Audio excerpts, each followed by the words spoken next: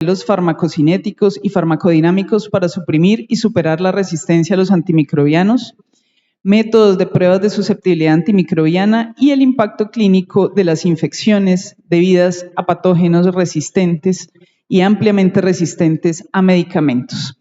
Dr. Shields, bienvenido.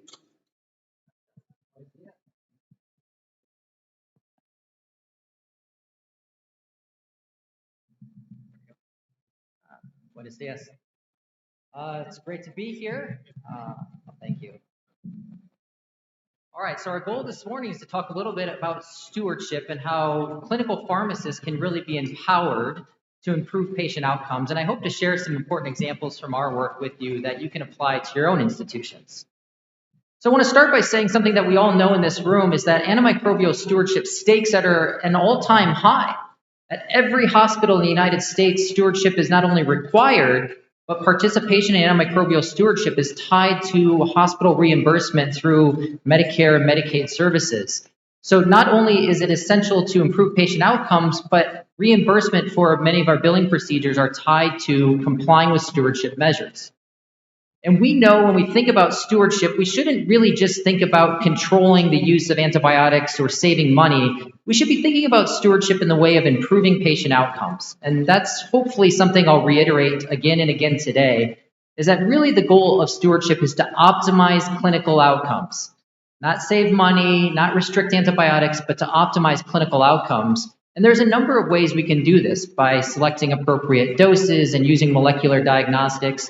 And certainly we know that we can do this by minimizing unintended consequences of antibiotics as well, with either the emergence of antibiotic resistance or toxicities as you see there.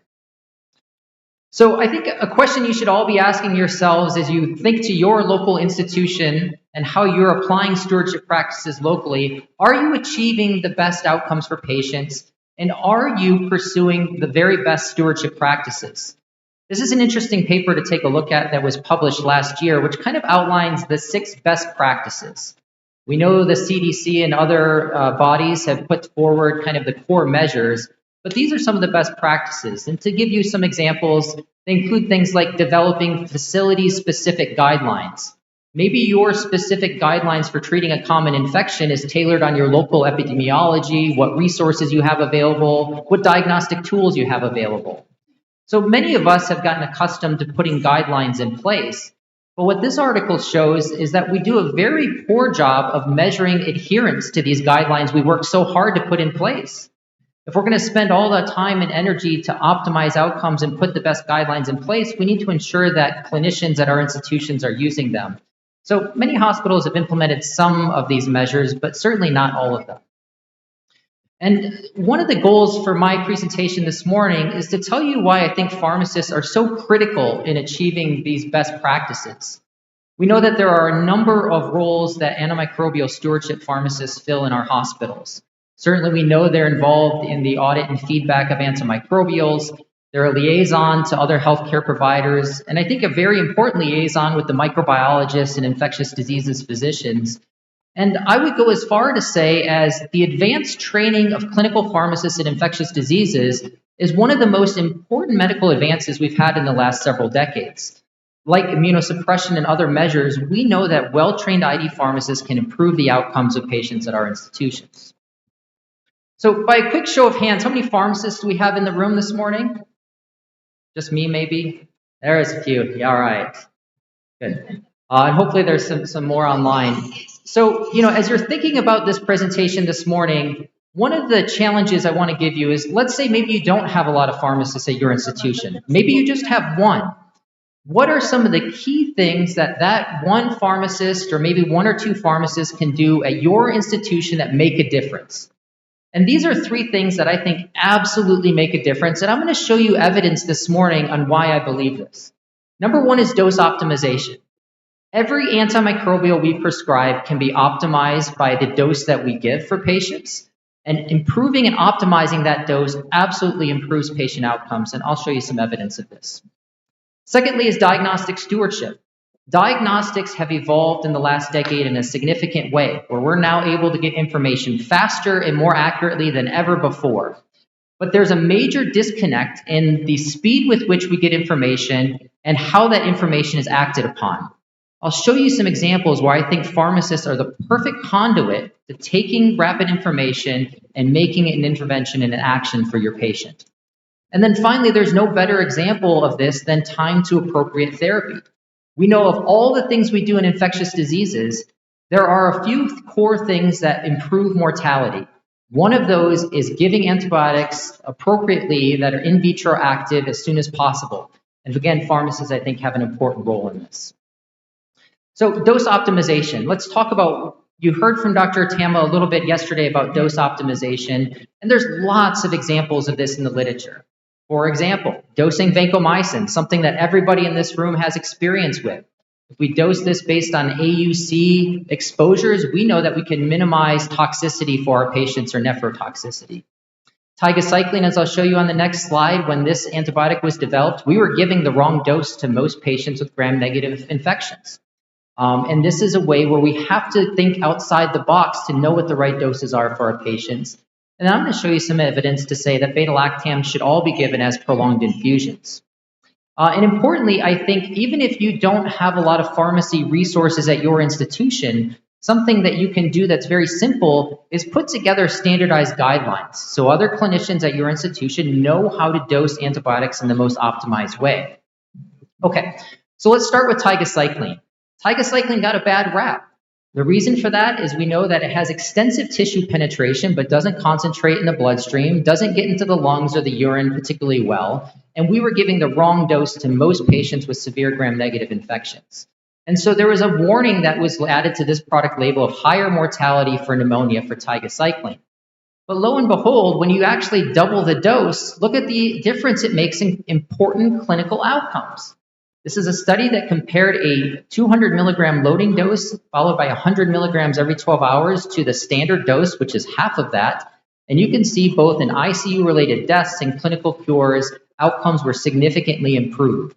These, again, are very simple interventions to put in place at your institution that improve mortality. Isn't that our end goal? We want to save the lives of the patients we're taking care of, and these are simple ways we can do that. Now, the other issue with tigecycline, where really to underscore the point of why dosing is so important, the MIC breakpoints are probably wrong, no matter how you're interpreting them. Even at the highest doses, MICs above 0.5 are very hard to achieve our pharmacodynamic targets. And so if you're using a MIC cutoff of 2, for example, that might be the wrong susceptibility breakpoint to apply for many of these gram-negative infections. So this is just one example of how we can optimize dosing. And what we've done at my institution, and this is a screenshot from the guideline we provide to every provider at our institution, is we not only provide standard dosing, but we provide specific examples of where you should maybe be thinking about dose-optimized approaches. You heard from Dr. Tama yesterday how important sulbactam exposures are for Acinetobacter. We have specifically in our guideline, if you're treating Acinetobacter, what we think the appropriate dose should be. Similarly for tigecycline, as I just showed you. And another thing we often forget is even with beta-lactams, that we have to adjust these based on renal function, but we always tend to adjust them down for patients with poor renal function. But remember, many of our patients have augmented renal clearance or very high rates of clearance for antibiotics. And so cefiderocol is an example where we actually give more drug for patients with high renal clearance. So let's talk about beta-lactam dose optimization, because I hope everyone in this room will be able in the next few years to be able to do this at your institution if you're not already, because I strongly, strongly believe in it. You've heard these concepts already at this Congress about free time antibiotic concentrations are above the MIC is what we look at as a measure of efficacy for beta-lactams. But it's really hard to know what the right target is all the time. We typically use this target of a 1 log kill in an animal model or a hollow fiber infection model. Whether or not that's the right target and how that translates to clinical efficacy is still relatively unknown, to be honest with you. But what I will tell you is that your target will vary based on the pathogen that you're treating and the site of infection that you're trying to achieve drug exposures at. So here's an example from cefiderocol that Dr. Tama showed yesterday. And it shows you on the y-axis where your free time above MIC target varies based on the pathogen significantly. And in fact, for cefiderocol, you need much higher targets for something like Acinetobacter as you do for Enterobacteriales. And so this is where a pharmacist can really provide some expertise in helping interpret this complicated body of literature to know for a patient with Acinetobacter versus Enterobacteriales, maybe we need different dosing strategies for some antibiotics. Now, what if you wanted to achieve an even higher target? There are in vitro data suggesting that if you want to suppress resistance, you don't need 50 or 60% time above MIC. You need at least 100% time above MIC, and maybe 100% 4 times the MIC to fully suppress resistance. Well, how are you going to get to these high targets with standard dosing? The answer and the reality is you're not going to achieve these high targets with standard dosing. And that's just one piece of the puzzle. What about the interpatient variability? This is the same randomized clinical trial that Dr. Tama showed you yesterday, where clinical outcomes were improved by getting a continuous infusion of beta-lactams versus intermittent dosing, which is continuous infusion CI versus intermittent dosing at IB. But what I want you to appreciate from this slide is look at the tremendous variability in exposures. This is a randomized clinical trial of patients receiving standard doses of antibiotics, and we see exposures ranging several hundred-fold for piperacillin tazobactam, meropenem, and cefepime. So how do you know your individual patient in the ICU is achieving the right exposure when the variability is this great? So how do we overcome the variability and the higher targets, or maybe not even knowing what our target is? Well, the best thing we can do clinically, if we're not measuring drug concentrations at the site of infection, is to try to optimize many of these pharmacodynamic principles by giving beta-lactams for a longer time, which achieves higher time above MIC ratios. So here's an example with piperacillin tazobactam where you can really see the benefit of this. This is looking at achieving a target of 50% time above MIC. And typically speaking, when we're trying to achieve these targets, we're trying to get a probability of above 90%. And you can see if you give 4 grams of piperacillin every 8 hours over a 30-minute infusion, you really don't achieve anything above 90% once you get above an MIC of 1. Well, how many of our patients have piperacillin tazobactam MICs of 1 or less among their infecting organisms? Almost never. You really need to give higher doses over a longer infusion, for example, over 3 or 4 hours to achieve MICs of 8 or 16. This is the only way you will achieve pharmacodynamic targets with a drug like piperacillin tazobactam. So you may be asking yourself, okay, Ryan, I know you're a pharmacist, you love all this stuff, but does it actually make a difference for patients? Well, let me show you some examples here. These are common antibiotics we all use with cefepime, meropenem, and piperacillin tazobactam. And what I've highlighted in the red boxes here are examples of where you compare a dose-optimized approach of giving a higher dose over a longer infusion, and you can see the cumulative total probability of achieving our targets, or CTA, that increases for both MSSA, E. coli, and Pseudomonas. You have a better probability of achieving targets across all of these organisms by giving higher doses over a prolonged infusion. But I'm still going to convince you further. Here's a very simple prospective study that was done a number of years ago, but shows something very, very important. All they did was compare patients who received cefepime 2 grams every 12 hours versus cefepime 2 grams every 8 hours.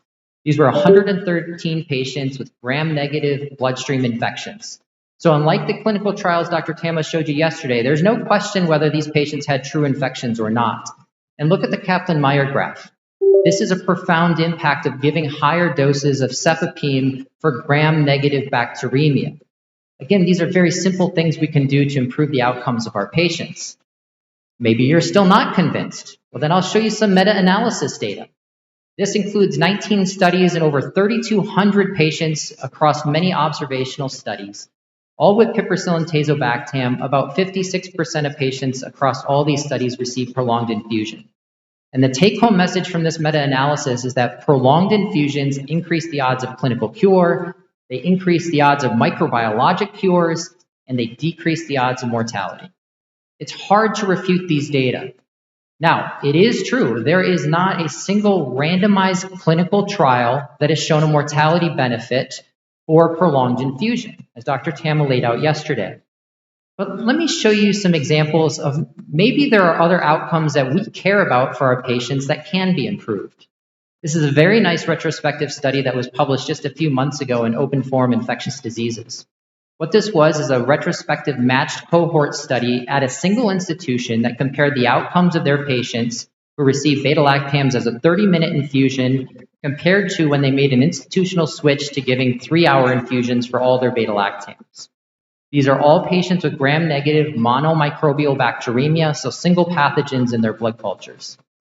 They matched patients based on all the things we know mediate outcomes. That's severity of illness, ICU status, source of bacteremia, the causative pathogen, and which agent was used specifically. So we're really now trying to compare apples to apples, 30-minute infusion versus a 3-hour infusion. Does it make a difference for patients? Well, here's what they found. About 40% of patients in this study were in the ICU, 10% were ventilated, and about half of them had urinary sources of gram-negative bacteremia. Look at the primary outcome. Time to defervescence, time to white blood cell normalization, time to SIRS resolution, all significantly improved in the extended infusion arm. Say, okay, that's great. But what else? Well, look down here. Treatment failures, significantly less with extended infusions. The duration of antibiotics, less with extended infusion. And here's something that we all care about. Hospital length of stay, both in the ICU and total hospitalization, was reduced by at least 2 to 3 days by giving extended infusions. So this study did not show a mortality benefit because this is a relatively small sample size of 134 patients in each group. But I assure you, we all care, and our hospital administrators all care about getting patients out of the hospital sooner and decreasing length of stay. So the cumulative impact of prolonged infusion with beta-lactams is certainly quite remarkable. Now, you should be asking yourself, well, what is the right patient population that I should be giving extended infusions of? Maybe it's just the sickest patients in septic shock that are in the ICU. Well, here's a subgroup analysis of that same study. They showed the same benefits in non-ICU patients. You should be giving extended infusions of beta-lactams to every patient in your hospital that requires therapy with cefepime, meropenem, or piperacillin tazobactam, and there are data to support doing that. Okay, so eventually the purpose of this talk is, well, how are you going to help your pharmacists do this? Well, I think we need to empower pharmacists at our facilities to be able to do many of these things on a protocolized basis. Can you develop an institutional guideline? Here's an examples of cefepime and meropenem in my institution. We allow pharmacists to automatically change the doses of these antibiotics. We allow them to change to 3-hour infusions per protocol. And we allow them to change based on the indication for antibiotics. En la indicación de antibióticos comparados en la infusión a las infecciones que pueden presentar en otras clínicas. Son informaciones que realmente pueden generar resultados en los resultados generales del paciente. Sí que hemos hablado sobre la optimización de dosis, pero ¿qué más podemos hacer? ¿Cómo podemos tener el mejor impacto utilizando aquellos farmacéuticos enfocados en elementos infecciosos en nuestra clínica? Hablando de la optimización, creo que ustedes no necesitan introducción a esta idea. Entre más rápido introduzcamos el antibiótico a los pacientes con sepsis, mejores serán los resultados. Es algo que hemos hablado por varias décadas y sabemos de los datos de metaanálisis que esto genera diferencia con pacientes que tienen neumonía, sepsis severa, choques sépticos y generan realmente una diferencia para todo tipo de pacientes que pueden mejorar una y otra vez dentro de estas pruebas clínicas. El tiempo apropiado de los antibióticos y su exposición es crítico, así que como lo hacemos en nuestra institución. Muchos de ustedes pueden tener alguna de estas herramientas que ven frente a la pantalla. Esto simplemente es una perspectiva ampliada de distintas herramientas diagnósticas. Tal vez estén probando directamente de un espécimen, tal vez estén probando aislados después de que han sido cultivados. Sin importar lo que hagan, hay muchas formas de poder conllevar la información de manera más rápida a como lo teníamos anteriormente. Toda esta información que les estoy apalancando debe de estar dentro de su programa de optimización. Y la razón por la que creo en esto es este metaanálisis que incluye 32 estudios en más de 5.200 pacientes. Y lo que encontraron cuando observaban el impacto de estos diagnósticos rápidos con y sin esta optimización o el PROA, lo que encontraron es que la única forma en que podemos mejorar la mortalidad dentro de este metaanálisis es si las pruebas de diagnóstico rápido fueron realizados en compañía con el stewardship antimicrobial o con la optimización antimicrobial. Tienen más tiempo de terapia, menores tiempos de estadía y decrecemos la mortalidad cuando el examen se ha generado con esta optimización microbiana. Y recuerden que estas pruebas de diagnóstico no funcionan por sí mismas, únicamente funcionan cuando actuamos frente a los resultados de una manera eficiente. Y de nuevo, creo que los farmacéuticos están posicionados de manera ideal para poder tomar esta información y mejorar los resultados de los pacientes. Pueden seleccionar la dosis adecuada, tal vez una hora más rápida. Los farmacéuticos saben cuáles son las tasas de resistencia para un gran número de oportunidades como la desescalación de antibióticos y cambiar frente a las duraciones de las distintas terapias. Aquí tenemos un pantallazo de cómo hacemos esto en mi institución. Básicamente predico lo que practico lo que predigo, donde cada prueba diagnóstica que se genera en mi institución es generalmente dirigido hacia el equipo de optimización antimicrobiana que tiene 7 infectólogos especializados, así que generamos un estudio molecular en cultivos rápidos y utilizamos métodos como GenFarm y otros, pero tan pronto como el hemocultivo se ha realizado, lo llamamos al equipo y luego llamamos al equipo primario de la clínica con recomendaciones. Generamos algoritmos para poder tomar esta información basados en un mecanismo molecular de resistencia y el patógeno identificado, y les mostraré en la siguiente diapositiva cómo podemos estandarizar las recomendaciones institucionales, y también les contaré un poco sobre nuestro rol dentro de la optimización antimicrobial y cómo manejamos estos hemocultivos. Cuando pensamos en generar estas pruebas y empoderar a los farmacéuticos dentro de nuestros centros, hay un número de preguntas que pueden surgir que tengo frente a ustedes. ¿Cómo se encuentra la epidemiología local y cómo nos va a determinar lo que debemos de recomendar basados en un objetivo molecular? ¿Con qué frecuencia los pacientes tienen un recultivo y qué otra información necesitamos saber? Y de nuevo, son unos ejemplos que les muestro de lo que hemos hecho. Con bacteriemia gram positiva, le hemos enseñado a nuestros clínicos que puedan identificar el mecanismo molecular si exista, sea VAN-A, MACA o otro elemento que nos confirma la resistencia, y nuestras recomendaciones para terapia primaria.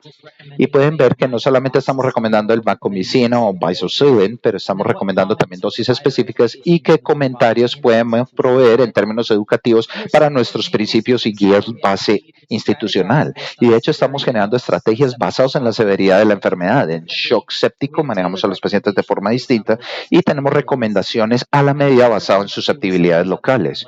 Y luego pensamos qué vamos a hacer de nuevo con estos otros objetivos moleculares. Los detalles específicos en esta diapositiva no varían según los principios y podemos utilizar pruebas locales, generar guías locales y empoderar a los doctores para que puedan utilizar estas guías para poder recomendar el antibiótico de manera más rápida en pacientes que tienen sepsis. Y estaré hablando de algo en las siguientes diapositivas que con frecuencia olvidamos. Si estamos generando una prueba diagnóstica frente a hemocultivos positivos, el organismo más común que van a poder identificar es el Coagulus negative Staphylococcus, o contaminante realmente dentro de la piel, ¿cierto? En el cultivo siempre queremos encontrar estos bichos que tienen mecanismos de resistencia, pero si hacemos esto frente a los pacientes, vamos a encontrar más de estos otros bichitos irrelevantes, y esto es un reto para los PROAs, y es porque esos hemocultivos contaminados, de hecho, cuestan mucho elementos importantes dentro de la configuración clínica. No solamente sobretratamos estos hemocultivos contaminados con antibióticos ampliados o de espectro amplio, sino que a veces tenemos que ordenar pruebas innecesarias como ecocardiogramas o otros exámenes de diagnóstico, de nuevo para contaminantes simples de la piel. Esta es una forma muy importante donde los programas PROA pueden mejorar.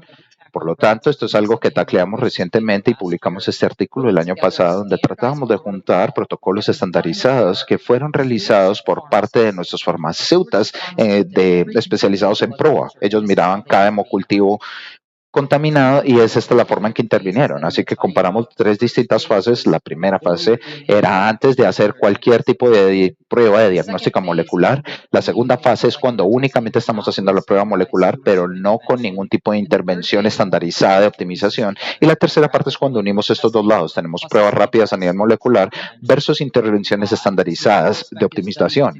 Esto es un estudio prospectivo, especialmente en la última fase, y esta fue la intervención.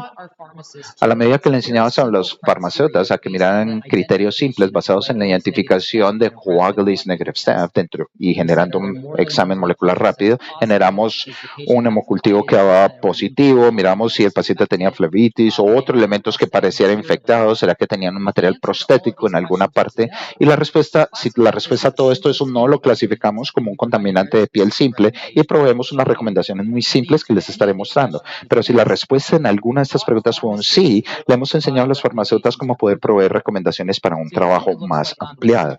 Es de esta manera que se ve en el lado más simple. En una bacteriemia simple tenemos la idea de que, bueno, sospechamos que es un contaminante de la piel y no realmente una causa de una infección en el torrente sanguíneo. Y ven que hemos categorizado, hemos restratificado a los pacientes como alto, medio y bajo riesgo. Y se encuentran en el nivel de riesgo más bajo, lo que decimos es detengan el antibiótico si se han iniciado, no reordenen hemocultivos, y más del 90% de los pacientes que tuvieron un hemocultivo positivo realmente no tenían una infección, no requerían el antibiótico, y empoderamos a los farmacéuticos a que generen este cambio. Si están en un riesgo moderado, tal vez en vasopressors en la UCI, tienen un historial de uso frente a medicinas y simplemente podemos repetir el hemocultivo, pero aún así no necesitamos todavía iniciar con el antibiótico.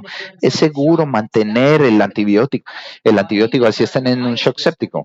Y en el riesgo más alto lo que hacíamos era repetir el hemocultivo y detuvimos el antibiótico cuando los hemocultivos eran negativos. Obviamente hay pacientes que tienen realmente una infección en el torrente sanguíneo y esas son las recomendaciones que generamos para dichos pacientes. Pero saltemos a los resultados. Estos son los 3 periodos y terminamos con alrededor de 60 o algo así de pacientes o cohortes que les mostramos.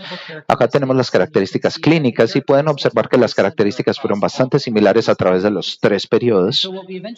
Y lo que eventualmente realizamos fue combinar la optimización, preoptimización con la post-intervención de optimización para mirar qué podíamos o comparar con el paciente. Y cuando hemos caracterizado la bacteriemia, como les he mostrado, no nos sorprende que entre 2/3 y 3/4 de los pacientes tenían infecciones simples en el torrente sanguíneo o contaminantes simples que no requerían realmente antibióticos. Y cuando observamos el impacto de nuestra intervención, podemos ver de manera muy sencilla que cuando combinamos las pruebas de diagnóstico rápido con una optimización antimicrobial, evitamos los antibióticos en casi un 28% de los pacientes, detuvimos los antibióticos en menos de 24 horas para el 54% de los pacientes y la duración media del uso de vancomicina fue de 0 días.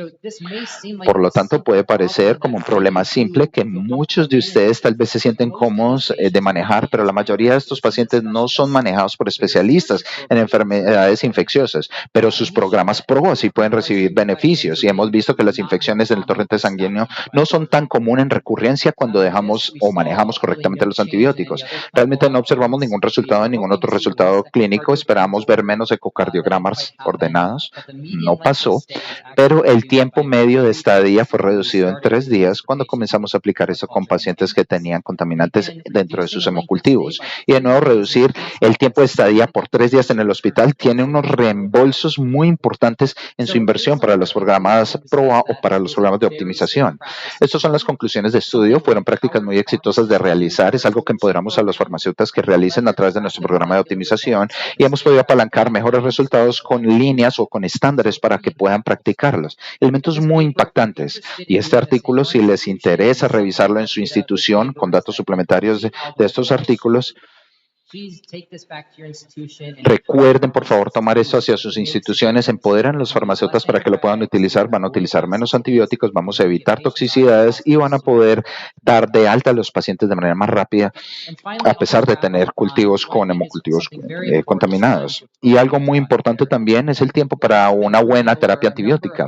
Esto ha mejorado a través de múltiples estudios. Este es mi estudio favorito que mostraba el impacto. Esto fue un estudio que se hizo en un solo centro en St. Louis, Estados Unidos, más de 1,000 pacientes con una bacteriemia de gram negativo y veíamos que la terapia no estaban recibiendo tal vez un antibiótico apropiado dentro de las 24 horas iniciales y lo que encontraron es que el predictor más importante de no recibir o mortalidad hospitalaria era no recibir los antibióticos apropiados en los primeros 24 horas después de un hemocultivo. Nada más. No fue el control de fuente, no fue la severidad de la enfermedad, no fue una enfermedad resaltante, era simplemente que no recibían el antibiótico adecuado en los primeros 24 horas. Lo primero que se vio dentro de la predicción de mortalidad en hospital. Así que nos media no recibir los antibióticos adecuados, la resistencia antimicrobiana, algo con lo que todos estamos familiarizados. Por lo tanto, la presencia de bacterias multiresistentes fue el elemento más importante que llevó a que los pacientes no recibieran los antibióticos más apropiados. Así que los programas de optimización y farmacéuticas pueden mejorar. ¿Será que podemos mirar a los antibióticos de manera más eficiente para decrecer la proporción de pacientes que no reciben estos antibióticos apropiados? Hay un gran número de formas de poder identificar si los pacientes tuvieron una serie de bacterias. Algo que hemos hecho en mi estudio es generar una vigilancia con la presencia del CRE.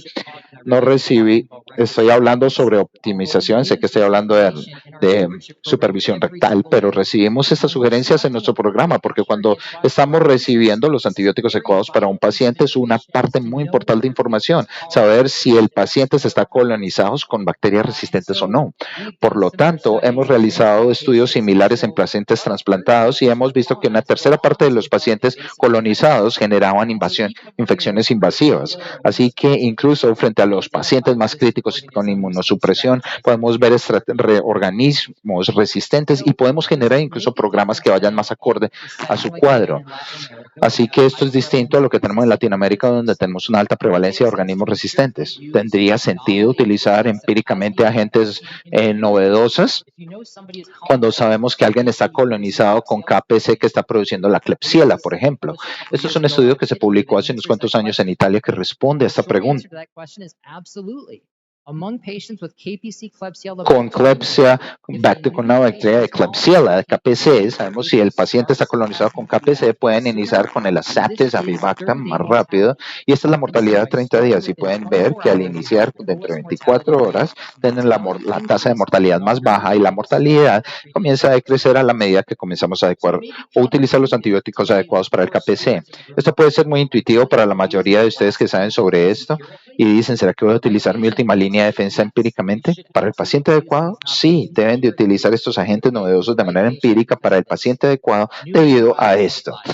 Los nuevos antibióticos salvan vidas. Solíamos luchar con colistin y con la tigecyclina y demás, pero ahora tenemos antibióticos de betalactanos que son mucho más efectivos, que salvan la vida de los pacientes y absolutamente deberían de utilizarlos tan pronto sean apropiados para el paciente adecuado. Ahora, ¿hay algún tipo de inteligencia artificial que esté comenzando a generar tracción? Tal vez nos ayude a identificar a los pacientes adecuados a través de inteligencia artificial.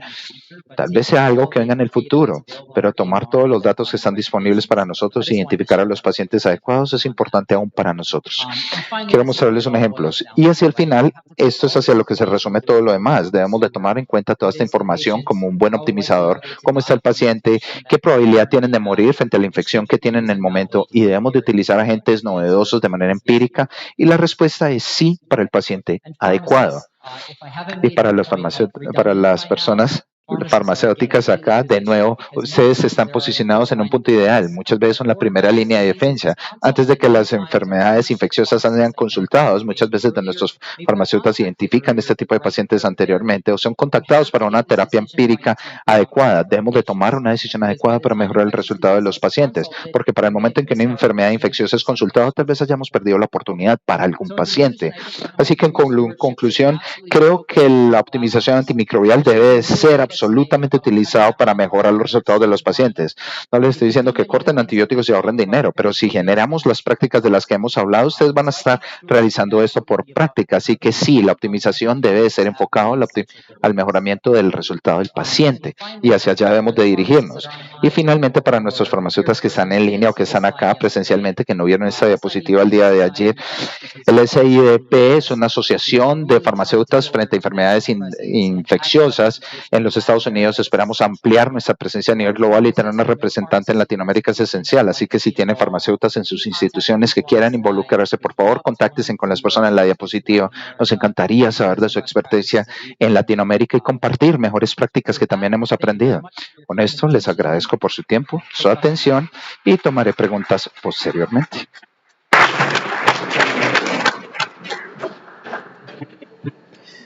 Thank you, Dr. Shields, for that wonderful presentation. Gracias, Dr. Shield, por la maravillosa presentación. Con la importancia de otros trabajadores de salud para el éxito del PROA.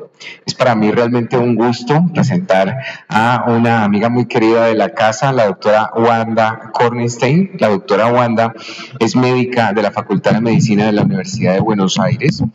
Es especialista en medicina interna y enfermedades infecciosas. Ella se desempeña como médica infectóloga de las unidades críticas, coordinadora del PROA y jefe del Servicio de Prevención y Control de Infecciones del Hospital Universitario Austral en Argentina, un hospital Joint Commission.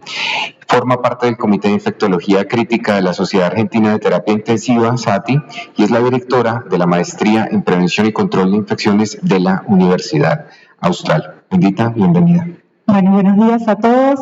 Muchas gracias por estar aquí hoy.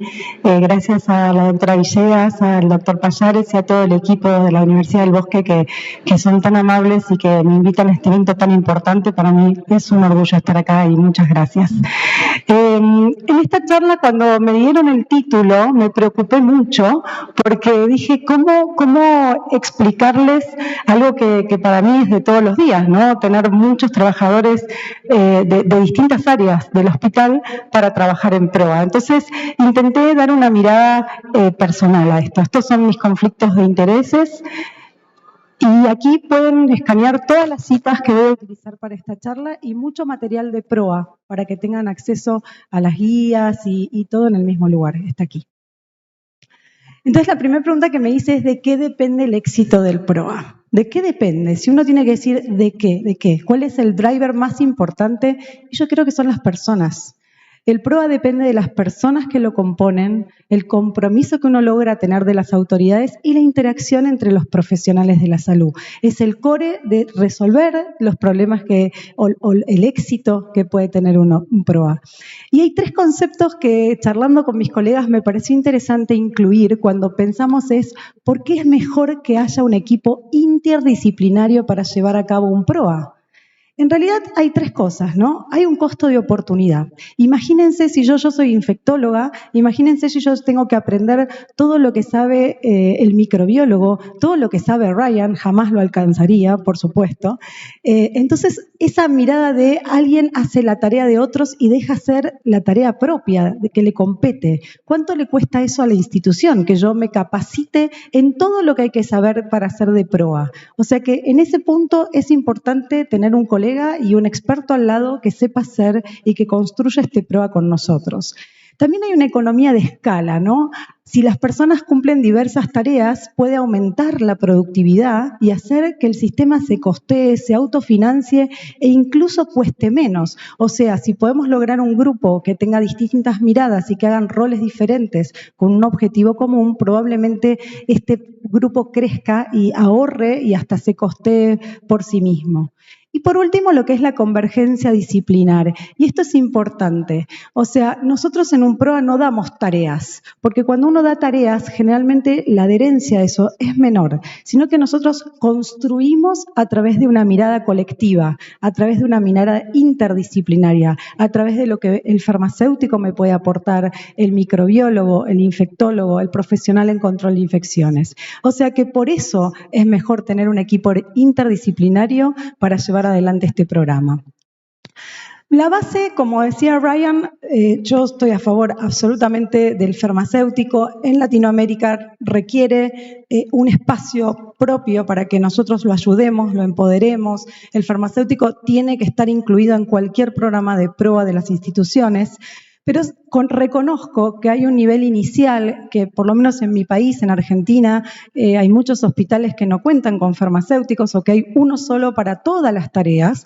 Así que hay un nivel básico donde hay microbiólogo e infectólogo, donde uno focaliza en las guías, adoptar guías ya existentes, en difundirlas, capacitarlas, por supuesto detectar mecanismos de resistencias y como medida de estrategia de acción es identificar el uso de drogas de alto impacto-costo, restricción, auditoría y feedback como acciones puntuales de este grupo pequeñito, basal, y medir a través de consumos, costos y aceptación de las intervenciones. Si a eso le sumamos dos personajes importantes como son el farmacéutico y el profesional en control de infecciones, probablemente tengamos un PROA un poco más robusto, donde podamos tener un vademecum de reconstrucción y administración de antimicrobianos, guías adecuadas para hacer diagnostic stewardship, el monitoreo de las medidas de prevención y control de infecciones, que hablaré de eso un poco a la tarde, y otras estrategias como el autostop, el monitoreo de drogas, no todos los hospitales lo tenemos, pero debería ser un standard of care,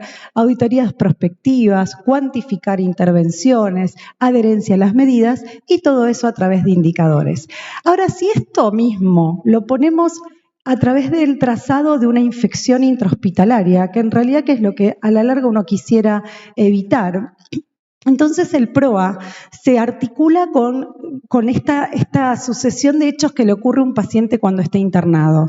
Primero, cuando el paciente ingresa tenemos que tener una institución que tenga guías de manejos de enfermedades intrahospitalarias y también una guía de evaluación de alergia a la penicilina que hoy hace bastante complicaciones a los pacientes y por ahí le damos drogas de segunda línea por esta falsa alergia a la penicilina.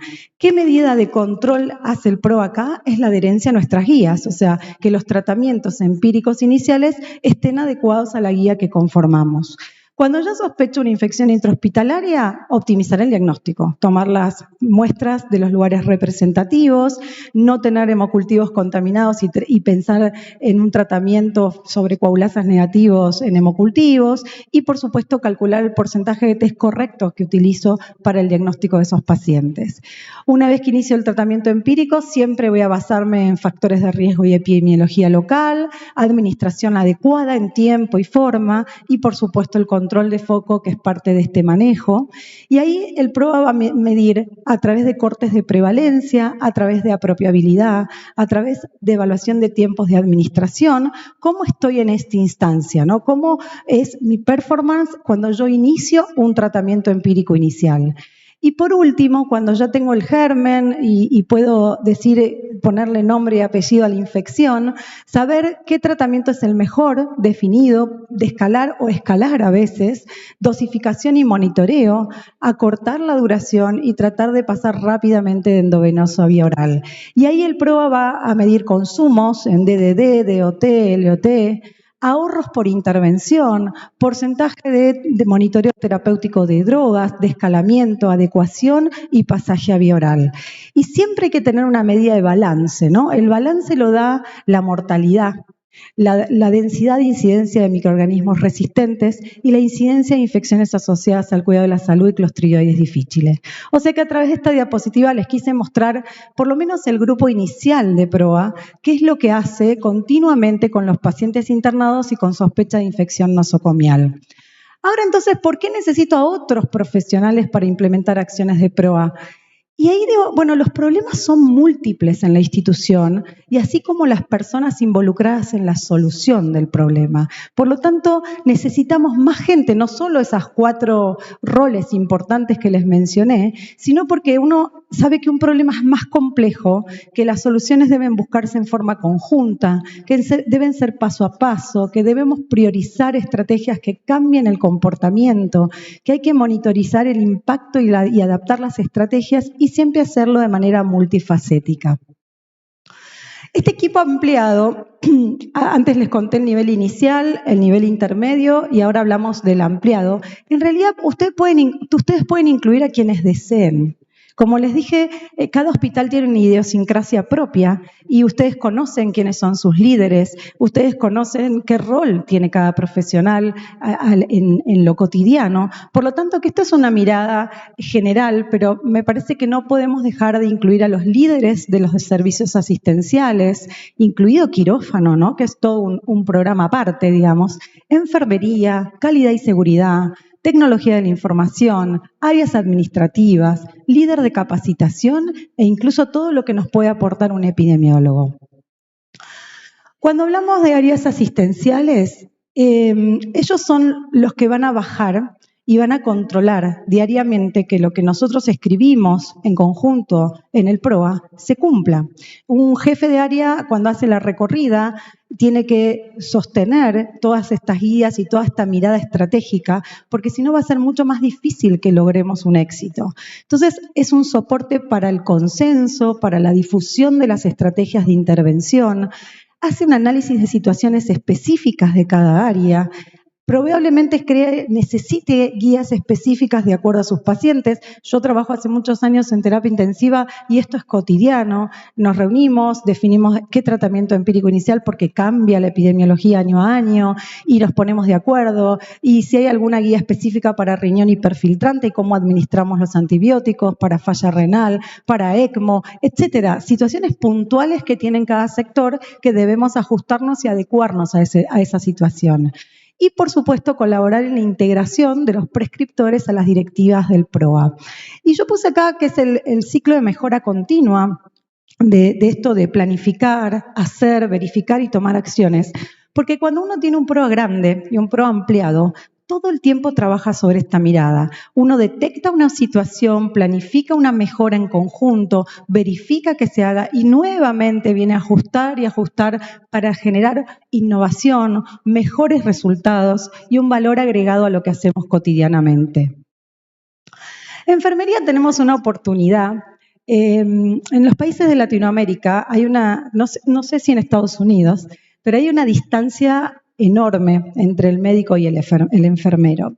Y ese es un problema para PROA, porque en realidad nosotros podemos prescribir de lo mejor, adecuado a la guía, pero si después el enfermero no comprende la importancia de administrar un antibiótico en tiempo y forma para un shock séptico, probablemente lo que estamos haciendo es aumentándole la mortalidad al paciente. Y ahí decimos, bueno, pero yo tengo guías, está correcta, ajustada mi epidemiología, yo prescribí en tiempo y forma. Pero no nos olvidemos del enfermero que administra, que lleva el antibiótico y que lo cuelga al pie de la cama del paciente, porque ahí tenemos una oportunidad de mejora. Y ahí creo que tenemos que empezar a involucrarnos en el concepto. A mí me tocó trabajar con los enfermeros de la terapia y ahora les vamos a mostrar un proyecto que hicimos de la mano de María Virginia, pero nos dimos cuenta que ellos no tenían la suficiente para entender la importancia que ellos tenían en los PROA. Entonces, los tenemos que involucrar en el manejo antimicrobiano, garantizar administración oportuna y correcta del antibiótico, brindar asesoramiento y educar al paciente sobre el uso adecuado de antimicrobianos. También colaborar con la toma de muestra adecuada, porque ellos son parte importante. En mi hospital los enfermeros son los que toman los hemocultivos, o sea que deberían o ayudar o colaborar en que la toma de muestra sea correcta y ayudarnos a recordar al médico tratante que hay pacientes que por ahí están usando una vía endovenosa exclusivamente para un antibiótico y que quizás ese paciente que está desayunando al pie de cama podría hacer un pasaje rápido a vía oral. Entonces, complementar la información que tenemos para ayudarnos a mejorar el uso de antibióticos. Este estudio que encontré es una encuesta que se hicieron en 343 enfermeras de hospitales de Estados Unidos. Evaluaban 5 componentes y me pareció interesante mostrarles que el 52%, o sea, casi la mitad, un poquito más de la mitad de los enfermeros no estaban familiarizados con el término PROA o Antimicrobial Stewardship, aunque el 40% señalaron que era moderada o extremadamente importante para el hospital. Casi el 95% de las enfermeras creían que deberían participar en el PROA. Miren qué oportunidad que tenemos. Ellos creen que son importantes, conocen el término, pero aún no saben bien qué es lo que tienen que hacer, ¿no? Todo da significativo en sus 4 componentes, que es conocimiento general del PROA, administración de antimicrobianos, conocimientos y actitudes sobre el uso de antimicrobianos, conocimientos y actitudes sobre la resistencia y recursos y educación sobre los antimicrobianos. Entonces, ¿cuál es esa oportunidad que tenemos sobre los enfermeros? Hay que darles un reconocimiento formal de su rol. Hay que ponerlos sobre el PROA y decir, ustedes tienen una responsabilidad que es muy importante. Educarlos para que sean conscientes de cómo pueden colaborar con las enfermeras en la planificación e implementación de actividades de gestión local y garantizar la participación de los líderes de enfermería de cada sector. Con respecto a tecnología de la información, Bueno, en mi hospital en esto tenemos un problemón. No logramos todavía encontrar la persona que nos entienda. Tenemos una historia clínica un poco compleja de tomar datos y de colocar datos en esa historia clínica. Así que me voy a basar en artículos que incluso Pranita, Tama y Sara publicaron hace muchos años y que complementé con un artículo más nuevo del año pasado. Pero acá hay una oportunidad muy grande. Ojalá podamos subirnos a este barco de la tecnología. ¿Y por qué? Porque estas e-tools pueden asistir a decisiones clínicas, como lo mostró Ryan, revisiones post-prescripción, hacernos la vida mucho más fácil, ¿no? Para tomar datos, para gestionar, para alertar. Comunicación social, asistir al flujo, por ejemplo, de la información desde microbiología hasta la acción directa sobre el paciente, datos de consumo, reportes y un soporte en la generación de reportes para el desarrollo de indicadores. Yo confío que esto sea un punto importante y que lo podamos poner sobre la mesa con los directores del hospital, porque este programa puntualmente se beneficia con esta tecnología. Los administradores son parte importante, hacen que este programa se soporte en el tiempo, necesitamos su aprobación y compromiso, identificar costos institucionales de antimicrobianos y de las infecciones asociadas al cuidado de la salud y colaborar con sostener el programa en el tiempo.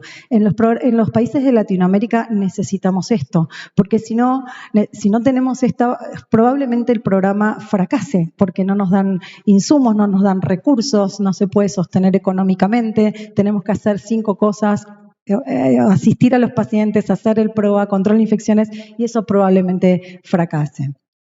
Ahora, como ejemplo, es cómo involucrarlos, ¿no? Ya sabemos que necesitamos de mucha gente, sabemos que los problemas son complejos, entonces, ¿cómo los involucramos a los otros trabajadores de la salud en el PROA? Y yo creo que es esto: definir problemas y gestionarlos todos juntos. Todos acá en la sala sabemos y conocemos la realidad y entendemos algunos de los problemas que nos rodean, pero a través del problema, el por qué, podemos llegar al cómo llegar a la solución y qué hacer para que esa solución sea la correcta. Entonces, a través de estos ejemplos les voy a contar cómo fuimos atravesando problemas y buscando soluciones juntos.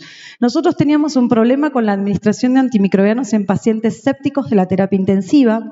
María Virginia vino con un proyecto y la verdad que en realidad conocimos el problema cuando hicimos el proyecto, ustedes fíjense. Y buscamos un análisis causal, las causas pueden ser múltiples, pero identificamos que no se reconocía la importancia del problema y había errores de sistema. El sistema no ayudaba. O sea, cuando el médico prescribía, el farmacéutico validaba, pero eso demoraba, no había una alerta de que uno estaba prescribiendo un antibiótico en shock séptico. Bueno, todo un conjunto de demoras.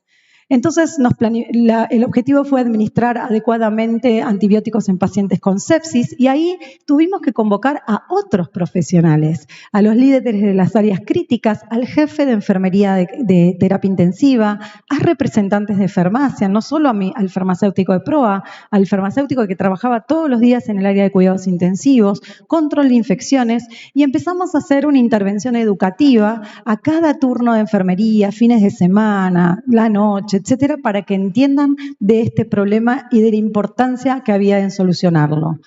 Basal tuvimos 162 mediciones y en posintervención 131 y logramos una reducción de casi 45 minutos en la administración de antibióticos en shock séptico. De 80 minutos pasamos a 40 minutos promedio y eso significó de alguna manera primero un trabajo de equipo excelente y una reducción en la mortalidad de nuestros pacientes.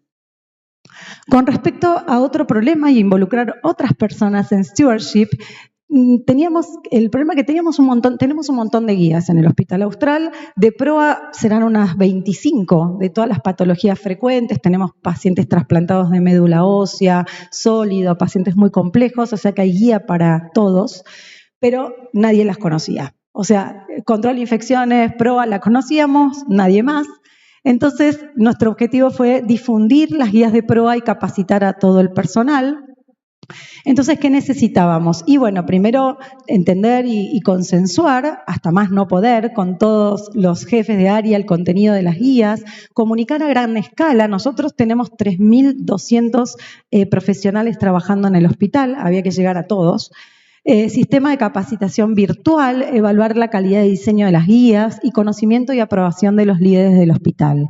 Convocamos a este grupo, otros profesionales del PROA, incluso incluimos un experto en comunicación, porque nos parecía que su mirada podía colaborar, representantes del área de tecnología, representantes de recursos humanos, y pudimos lograr algo así.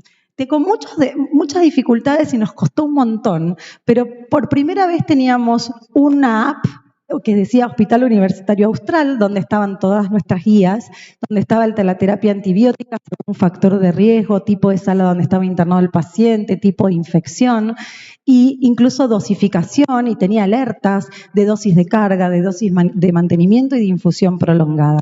Y de esta manera, por lo menos vieron que la gente joven les encantan las apps, como yo, o sea, joven como yo.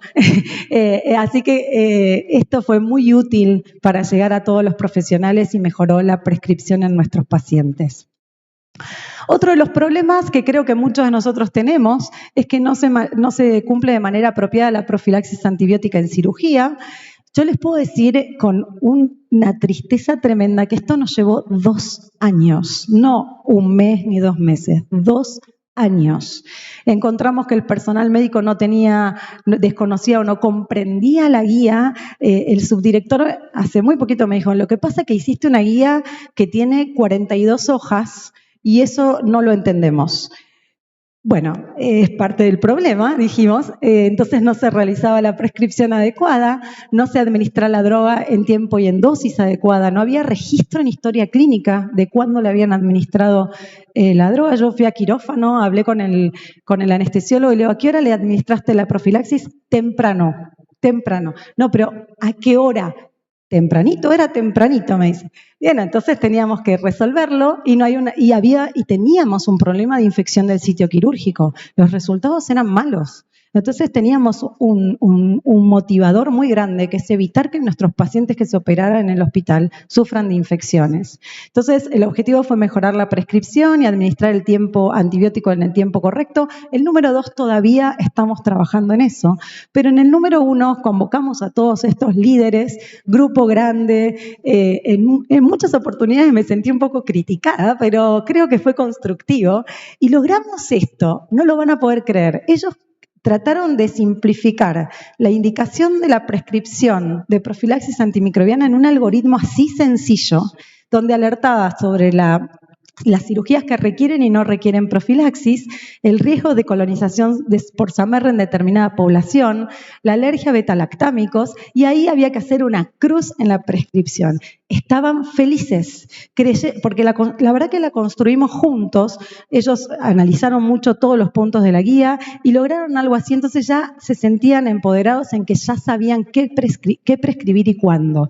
Así que esto fue una oportunidad de mejora donde todos juntos pudimos lograr algo que quizás desde el PROA no lo hubiésemos ni pensado que esto podía solucionar algo como la prescripción antimicrobiana.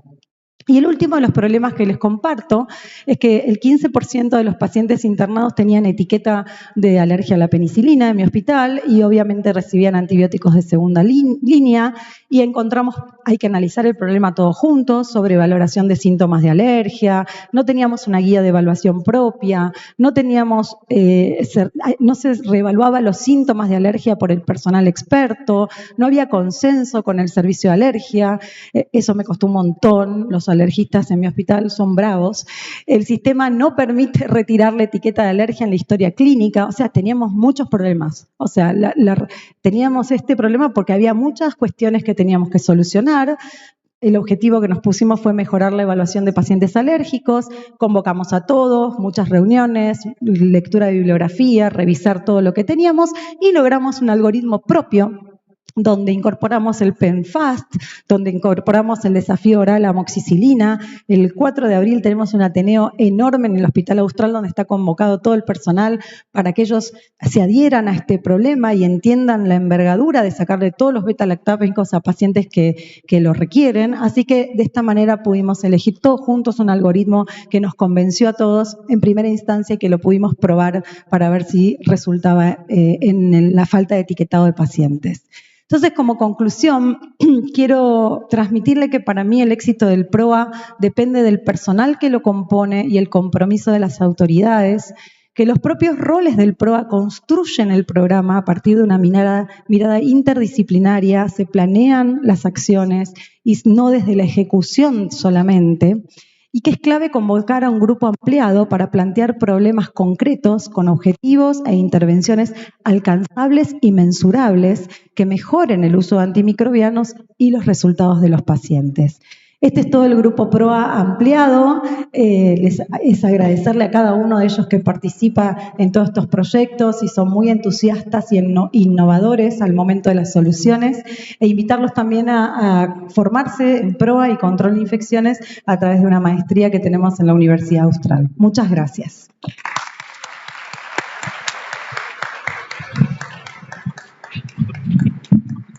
Doctora Kornstein, muchas gracias por su excelente conferencia que nos ha permitido identificarnos en la problemática del PROA, reconocernos y fundamentalmente plantear soluciones. A continuación vamos a ir a un corte de 30 minutos y Juan Carlos tiene un anuncio que hacernos. Muchas gracias, Joana. Sí, vamos a una pausa de 30 minutos para aquellos que están interesados en café con el experto. En el segundo piso, en el Salón Jaibaná, tenemos nuestro café con el experto patrocinado por ANAR sobre el diagnóstico sindrómico y el PROA. Entonces, los invitamos a que aquellos que quieran ir al Jaibaná, a este café con el experto, aprovechen esta media horita para eso y nos vemos entonces a las 10:30 para continuar con nuestra sesión. Muchas gracias. También quiero aprovechar, si Mauricio A. Uribe está acá, que se acerque aquí a la parte técnica, si es tan amable. Y también, si Jonathan Salomón está aquí, que se acerque acá a la parte técnica. Jonathan Salomón y Mauricio A. Uribe, que se acerquen acá, por favor. Jonathan Salomón, Mauricio A. Uribe. Las preguntas las guardan para la mesa redonda que las vamos a hacer con los conferencistas. Vamos a cortarla un poquito y recuerden el simposio Mauricio de A. Pfizer al Uribe. mediodía. Juan Carlos, estoy hablando. Estaba hablando.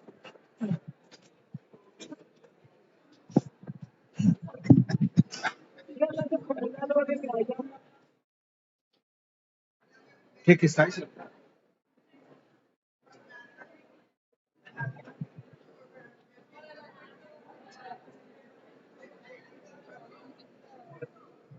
No, la cédula. ¿Cómo sale de acá? ¿Cómo sale del país? ¿Cómo va al aeropuerto?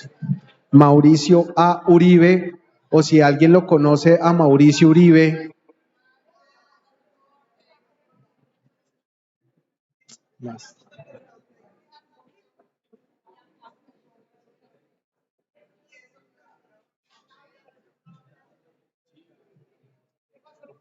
Recording in progress.